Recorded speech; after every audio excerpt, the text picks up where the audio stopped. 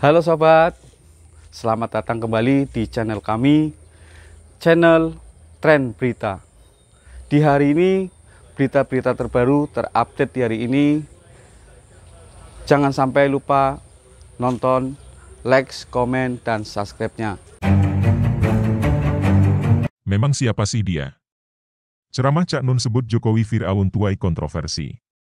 Suara.com komentar budayawan Emma Ainun Najib atau Cak Nun baru-baru ini jadi sorotan. Dalam sebuah pertemuan, secara spontan Cak Nun menyebut Presiden Joko Widodo atau Jokowi seperti Fir'aun, Haman, dan Karun dalam ceramahnya. Ceramah yang disampaikan Cak Nun sontak menuai pro dan kontra hingga viral dan trending di media sosial. Dalam video ceramah yang tersebar tersebut, Cak Nun menyebut Presiden Jokowi seperti Fir'aun dan Menko Maritim dan Investasi Luhut Binsar Panjaitan sebagai Haman. Wali Kota Solo yang juga putra Presiden Jokowi, Gibran Rakabuming Raka menanggapinya dengan santai. Gibran mengaku tidak tersinggung, bahkan keluarga juga tidak tersinggung dengan ucapan tersebut. Aku santai, gak tersinggung, keluarga juga gak tersinggung. Santai wae, terang Gibran saat ditemui, Rabu, 18 Januari 2023. Tapi, sebenarnya siapa sih Fir'aun? Kenapa banyak orang tersinggung Jokowi disebut Fir'aun? Dilansir dari World History, Fir'aun di Mesir kuno adalah pemimpin politik dan agama rakyat dan menyandang gelar, penguasa dua tanah, dan imam tinggi dari setiap kuil. Kata Fir'aun adalah bentuk Yunani dari Pro-Mesir yang merupakan sebutan untuk kediaman kerajaan dan berarti rumah besar. Nama kediaman menjadi terkait dengan penguasa dan, pada waktunya, digunakan secara eksklusif untuk pemimpin rakyat.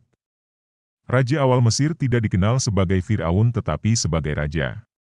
Gelar kehormatan Fir'aun untuk seorang penguasa tidak muncul sampai periode yang dikenal sebagai Kerajaan Baru, C1570-C1069 SM. Raja dari dinasti sebelum Kerajaan Baru dipanggil sebagai Yang Mulia oleh pejabat asing dan anggota istana dan sebagai Saudara oleh penguasa asing. Kedua praktik tersebut akan berlanjut setelah Raja Mesir dikenal sebagai Fir'aun. Dengan banyak raja kuno, Fir'aun dipandang sebagai pemelihara tatanan ilahi. Dikenal di Mesir sebagai Ma'at, prinsip spiritual ini diwujudkan dalam berbagai hubungan lingkungan, pertanian, dan sosial. Fir'aun memiliki dan mengawasi penggunaan sebagian besar tanah Mesir. Dia dianggap bertanggung jawab atas kesejahteraan spiritual dan ekonomi rakyat. Dia juga otoritas tertinggi dalam urusan hukum dan administrator keadilan, membuat undang-undang dengan keputusan kerajaan. Sementara itu, dilansir dari New World Encyclopedia, tugas utama Fir'aun dalam mengatur negara adalah wazir, yang bertanggung jawab atas perbendaharaan, kasus hukum, pajak, dan pencatatan. Di bawah wazir, Mesir dibagi menjadi distrik atau nome pemerintahan. Mesir Hilir, dari Memphis ke utara hingga Laut Mediterania, terdiri dari 20 nome.